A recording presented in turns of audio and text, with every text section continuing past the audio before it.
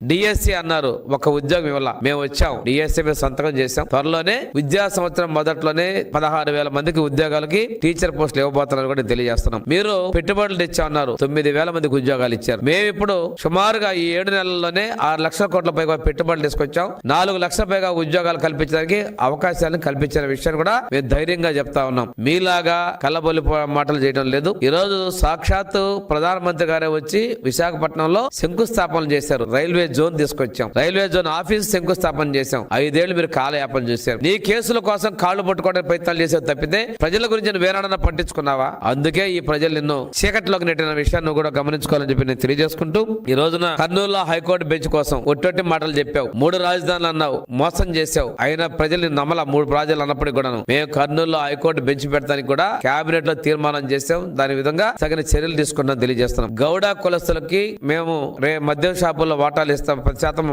షాపులు ఇస్తా ఉన్నాం రాయితీతో, అది కూడా అమలు పరుస్తా ఉన్నాం. అంతేకాకుండా ఈ రోజు మనం ఉన్నట్టయితే చెప్పిన దాని ప్రకారం గీత కార్మికులతో పాటు ఈ రోజు రాష్ట్రంలో గంజాయి రహితంగా రాష్ట్రాన్ని చేయబోతా ఉన్నాం. లా అండ్ ఆర్డర్ కూడా పూర్తి కంట్రోల్ తీసుకుని రావడం జరిగింది. మీలాగా పోలీసుల్ని సొంతంగా వాడుకోవటం, తెలుగుదేశం పార్టీ కార్యకర్తల దాడులు చేయటం అటువంటి తప్పుడు పనులు మేము చేయలేదనే విషయం మీకు తెలియజేసుకుంటూ